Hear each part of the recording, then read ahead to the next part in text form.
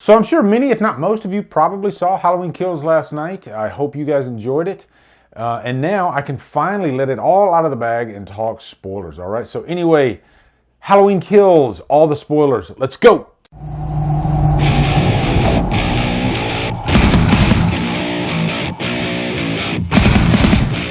What's up, guys? Just cracked open a nice monster. It's time for all the spoilers.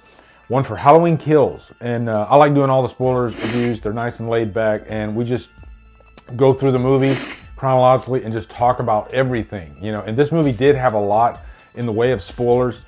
The non-spoiler review has 16,000 views, and it hasn't even been 24 hours yet. So I cannot thank you guys enough for that, for watching. And just thinking about it, this might be the fastest a video of mine has reached that level. And Halloween Kills, of course. Of course, that's going to do that.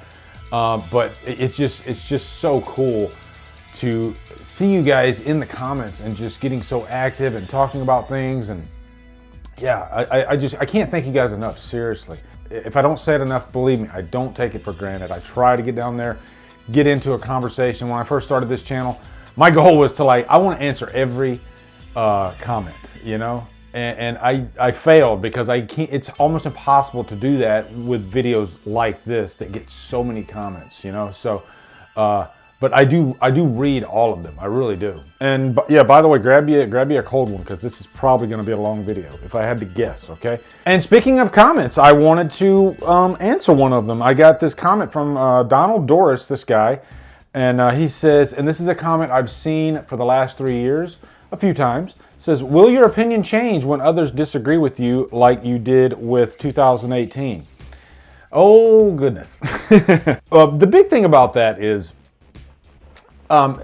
when you have a platform, when you change your mind on anything, people will call you on it. You know, think about it. When you don't have a platform and you have 2 or 3 other people to talk to and you change your mind on a movie, that's fine, you know, but it seems like, especially with movies that have such a massive fan base like Halloween, and you know, I'll even say it. Halloween fans, they're the greatest, but they can also be the worst. Same thing with Star Wars. You know, Star Wars has a level of toxicity that's insane. And Star Wars has fans that, you know, are amazing. But when I did my Halloween 2018 review, I think the mistake I made at the beginning of that video was I didn't say, guys, this is my initial reaction, okay? I literally just walked out of this movie. By the way, I am probably the biggest Halloween fanboy that you could possibly imagine. You know, if there's like tiers of fanboys, I'm at the top tier for Halloween. That's how much this franchise means to me. So is my opinion on any given movie, when I come out of it, is there a chance that it's going to be a little bit inflated? Maybe, okay? And some people, when I changed my mind down the line, when I let the movie settle, when the problems did start to crop up, I was vocal. I spoke about it. I didn't think I did anything wrong. Hey, yeah, I'll go ahead and tell you, my mind then, different than it is now. And, you know, if I can be anything, I try to be as truthful as possible about my opinion at any given time. And you know, with this franchise, hell, my ranking can change on a dime somewhere in the middle, you know? The top and the bottom are usually the same. Resurrection, the worst. Halloween 78, the best. In the middle, it's fair game. And that, you know, I don't apologize for that. I will never apologize for an opinion, nor should you. You know, if your opinion changes on a movie, so be it. And if somebody gives you shit for changing your mind on a movie, that's kind of weird, if you ask me. But hey, Donald Doris, he thought that, and hey, I'm glad you mentioned it so I could address it to the world, okay? And it feels good to get that out. Speaking of other shout-outs, this video will be dedicated to Brian Hardy and his girlfriend Mara. He asked me to give him a shout-out for my Halloween Kills spoiler review. So there you are, Brian. They're celebrating their 2-year anniversary of being together November 1st. Congratulations. So anyway, let's get right into the spoilers for Halloween Kills. That opening music by John Carpenter, his son, and Daniel Davies that comes during the Universal logo, I'm telling you, they know how to really get you in the vibe of the movie because there's some, it's almost like hypnotic, you know? It's almost like meditation. They ease you into these movies. Halloween 2018 had a beautiful intro musical cues. Same thing here. It's ominous. You know, it's very foreboding. And again, it just puts you in the mood for where we're going. This is going to be a journey. If anything, David Gordon Green and company, mixed with Carpenter's music, they definitely have a certain vibe musically to these movies that really the rest of the franchise doesn't have. To think that after all this time, 40 years later, John Carpenter is making some of the best music of his life, and I don't think that would be possible without the help of his son and his godson. It just goes to show, you know, mixing 3 different musicians together, you can come up with beautiful results, and boy, do they. And as far as like the Halloween Kills soundtrack, I've stated that Halloween 2018, still to this day, that score is probably the best score in the franchise. Halloween Kills, I think, is close to at least being even with it. You know, there are a couple of tracks on this movie that I guess you could call them like The Shape Hunts Allison in terms of, you know, just awesomeness. You got Rampage and you got Unkillable, and those amazing tracks mixed with 2 very awesome scenes. You know, Rampage being with the Lindsay Wallace and company chase, which is one of my favorite scenes of the movie, and then Unkillable with the finale with Allison. By the way, guys, spoilers, okay? If you haven't, I have to say that sometimes. I'll probably say it throughout the video, but yeah, at the end with Allison, great stuff. So I definitely wanted to start this thing off just praising the score. And by the way, speaking of spoilers, you're damned if you do, you're damned if you don't. Because I caught shit for bitching about spoilers. You know, should I not bitch about spoilers? Like, I really don't like knowing information about a movie going into it outside of the trailer. And if the trailer gives too much, I'm gonna bitch about it. That's just the way I am. And then there's the other end of the coin where you give a non-spoiler review and anything can be looked at as a spoiler to certain people. You know, so I've seen both sides of it. But yeah, that's my little spiel on spoilers. It's a funny business. But anyway, we open up with a nice, amazing scene, the flashback scene from 1978. Or actually, if I backtrack, we actually open up with Hawkins laying there and Cameron finds him. And Hawkins says this line, "He has to die." Harkening back to Halloween 2018, it needs to die. So from that, we go back and we see Hawkins and the scene where Hawkins eventually catches Myers. You know, he's just this young, wet behind the ears officer. I thought the flashback scene was going to be kind of a thing for fan service, you know, because we all want to go back and maybe revisit 78, see a little bit of Loomis action in there. But no, this flashback scene is central to the plot of the movie, actually. And it comes full circle with this character, Hawkins. That was a big spoiler, too. Like, would Hawkins be in this movie? And not only is he in the movie, but he's very, very important because he reveals Michael's true intentions. You know, there's always been this debate, like, was Laurie Michael's target? And we find out that no, she wasn't the target. His goal was to just go back home. You know, like Loomis says, go home. And he just, you know, he goes home. That's what he wants to do. He never cared about Laurie Strode. Never cared about Andy Brackett. I did a video on that about, you know, the real target was Andy Brackett. That's the great thing about the original Halloween. You can form a fan theory about any given scene in the movie just because of the openness of every scene, just because of the interpretation that can be had with any given scene. But Hawkins, he accidentally kills his partner. You know, and man, I tell you, just the way Myers looked in the 78 scenes in this movie, spot on. Like the walk, everything was just perfection. You know, the walk was just like Nick Castle's back then. The mask, everything, great. And I love that scene where he shoots and then Myers, without even thinking, just drops him, walks right out of frame. You know, just like Myers would do. Myers is a very cat and mouse type of slasher killer. He's actually really quick with his movements, you know, but he doesn't embellish, I guess, as far as his movements go. He's very straightforward and to the point. But then there's this pivotal scene. Loomis comes in, and you know, it wasn't like a thing where Loomis enters the frame close up and then the audience cheers. No, he was just right there within the scene. He comes into the house. We see more of like a wide shot of him. And so the audience didn't even really have time to quickly process and go, oh my God, Loomis, let's clap. No, because they clapped a lot of times throughout this movie, but no, they were so involved in the scene and just Loomis was a part of it. And the way Loomis looked in this movie with the CGI, spot on. Like I almost couldn't even tell it was CGI. It was that good. But then at the end of the scene, Loomis, he literally has his gun pointed at Myers' head. He wants to kill him. Like the I shot him 6 times, which is great too, because later in the movie, there's a scene where a character points a gun at Myers and fires it, and it doesn't go off, which was hilarious. It was Marion, that's right, from the Lindsay chaos scene. We'll get to that. So they actually take a good amount of time to get to Myers.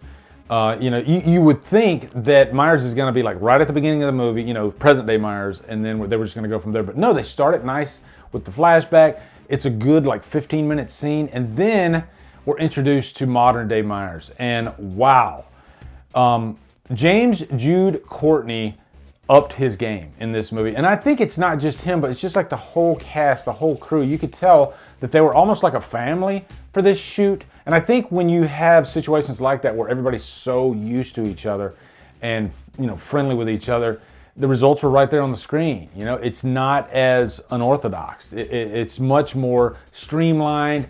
The chemistry is on target. The decisions are usually the right ones.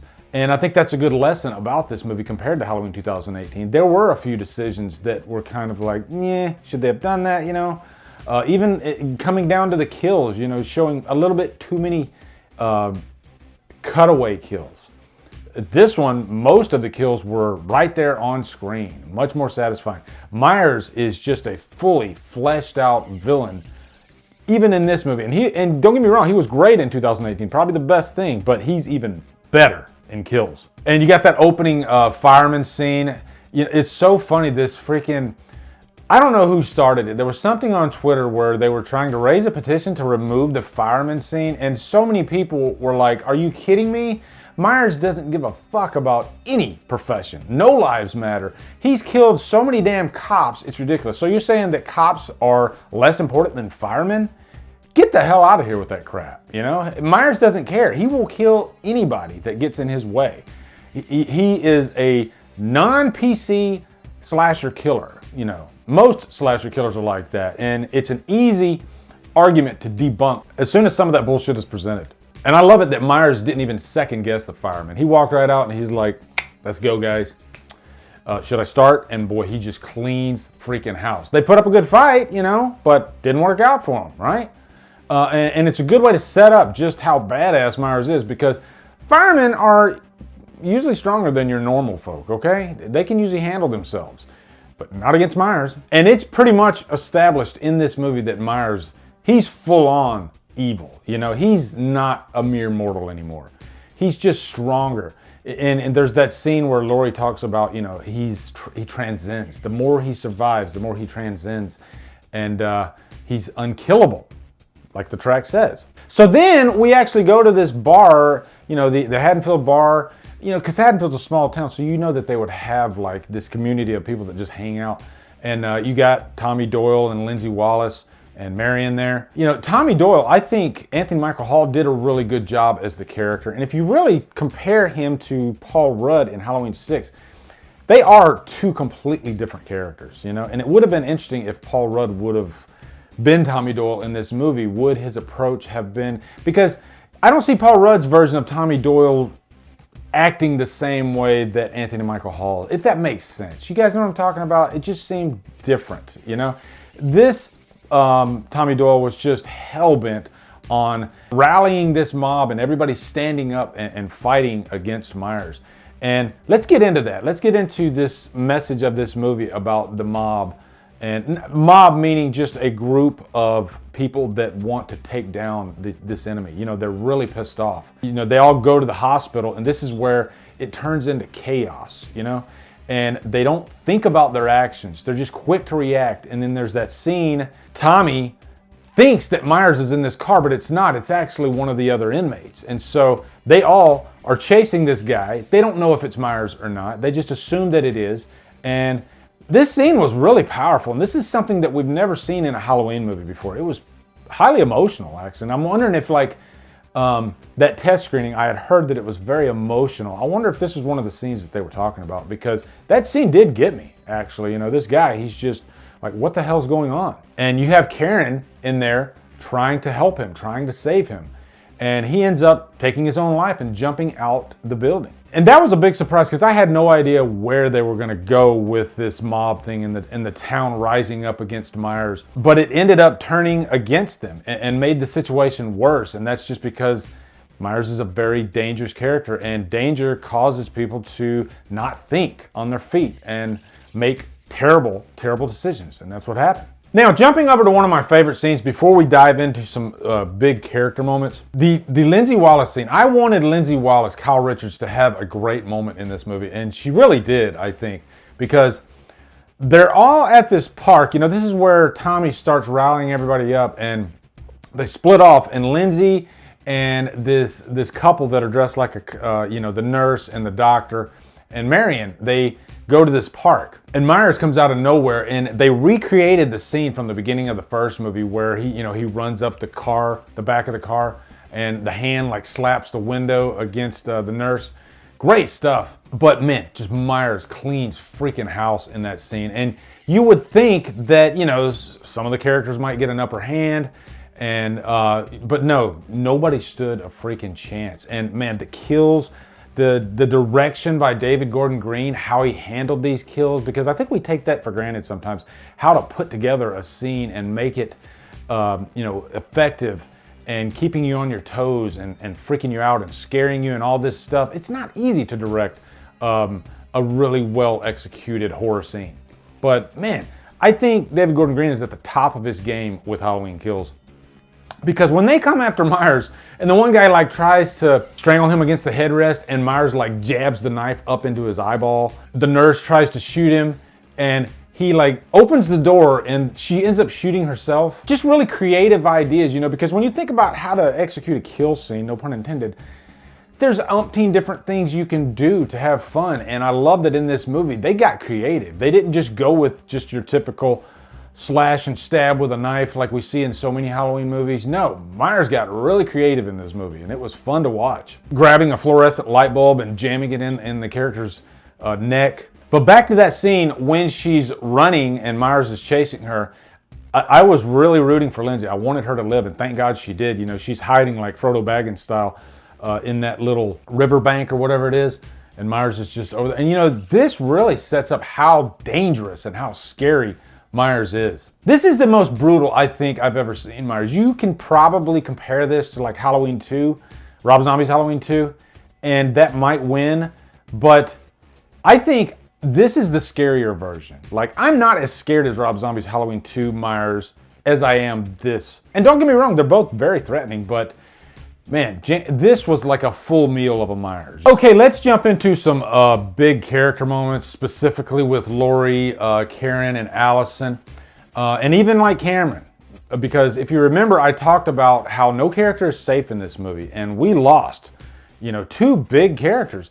And these two characters, Cameron and Karen, they really redeemed themselves in this movie. I didn't really care too much for either one of them in Halloween 2018. I guess we'll start with Cameron because, he's at the beginning of the movie and he's helping.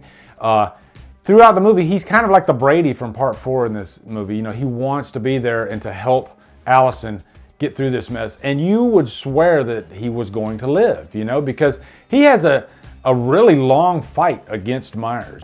When they're in the Myers house and they're just going toe to toe. And Myers is just complete. I felt bad for Cameron. It kind of reminded me of the scene in the bathroom from Halloween 2018. But man, he's just slamming his head against the railing, against the floor. And Cameron, he's like right there, like an inch away from death. And normally in movies, you're thinking, oh, he's going to probably survive somehow. I guess kind of like Hawkins did. But then he comes down the stairs. He's looking at Allison. This is how sadistic Myers is. And this really tells you that, hey, he's still thinking, He's still a very vindictive type of character. He likes to play with his victims. And he's looking at Allison. He's like, you know what? Before I come down and kill you, I'm going to grab your boyfriend's head and I'm going to twist it on the other side. I'm going to break his freaking neck. There were so many moments throughout this movie where I'm just like, God, man, damn, Myers, Jesus. He's not fucking around whatsoever. Then Allison, we always wanted Allison to have that moment to really stand up because in Halloween 2018, she didn't really get to do that much, But in this, she's just fed up. She's tired of the whole thing. She sees that her grandmother is right now and she just wants to in this nightmare. She's getting in some good jabs. She's taking the knife. She's freaking stabbing him and everything.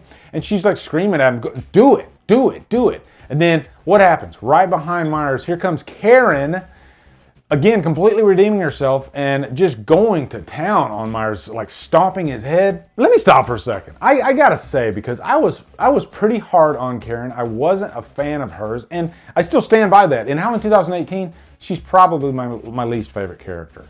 And I've stated that I'm a little biased because I'm such a Jamie Lloyd fan, but you know what? I'm gonna call a spade a spade. She was the MVP of this movie, you know? And I did not expect that at all. I was shocked that at the end of this movie, fist pumping for Karen. She had so many great moments at the end, and you thought for sure she was going to live, you know? You thought for sure she was going to go forward to ends. But the biggest mistake that she made, and this is something that my wife told me too when we were leaving the theaters, this was a problem that she had with the movie. I don't really have a big problem with this scene, but basically that Karen would not have left. Because of her training and all that stuff, she would not have left to let the mob take, because Tommy was like, we got this, Karen, you go ahead and get out of here. And maybe my wife's right. Like, Karen should have went ahead and chopped his head off right then and there, but she trusted these guys to do that. And that was my thinking. I was like, but could it happen? Could she let these guys take care of it and walk away? I think yes, because the hell that she's been through, and she made this mistake throughout the movie of trusting in the law enforcement and thinking that they were going to take care of this when they failed. They had failed for 40 years against Myers. They constantly let their guard down. So the only hope of saving the town was really the mob. So Karen should not have trusted them.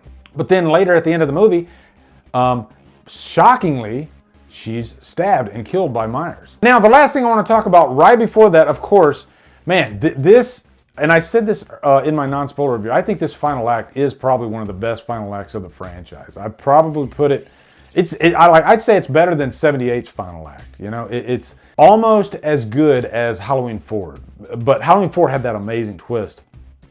But just the creativity of this final act, how so much is going on. They built Myers up to be this just unstoppable killing force. And there he is, standing there with his mask off, because Karen takes his mask off, and the mob is just surrounding him. And they're beating the shit out of Myers, you know? And I've never seen Myers in a situation like this. Well, I guess in Halloween 4, he did have a bunch of them coming at him, but they let their guard down in the back of the truck, and he just tossed them right over the truck. You know, I love that he took a good beat down, and then he gets back up, and he just completely annihilates every single one of them. Is it bad that I'm like rooting for Myers through this whole movie? I'm like, yes, Myers, get up, show these fuckers who you are. and he does, he really does. And the last thing I wanted to talk about, because I didn't even talk about Laurie Strode yet, but I think Laurie Strode was, I guess, my biggest problem with this movie, because she doesn't really do anything. But I can't fault them because they're setting things up for ends. If they did do something with her and made it a showdown between her and Myers at the end again, then we got the same thing as we did in Halloween 2018. So I think it was a necessary evil to do that in terms of the script, because I was elated.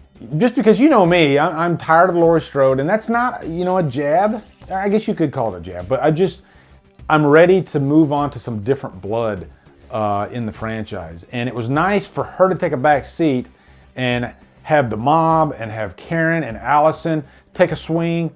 And I just found it that much more satisfying, you know? And I'm sure there's gonna be some kind of big showdown between her and Myers in ends. But really, her only contribution to this movie was trying to be the voice of reason to the mob and say, you're running after the wrong person, when you know, they should have thought about what they were doing, and that person would have probably lived, who knows. But again, like Laurie Strode, she has some nice moments with Hawkins, actually. You know, that is a nice moment when they're talking about how, you know, what could have been. He wanted to make a move on her.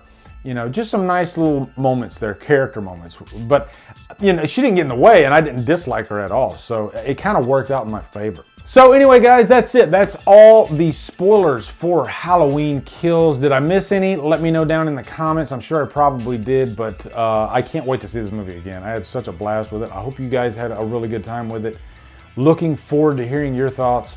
So anyway, post down below. Also, be sure to come up to Killer Flicks, where we talk horror all day and every day. And on Fridays, we do Food for Fridays.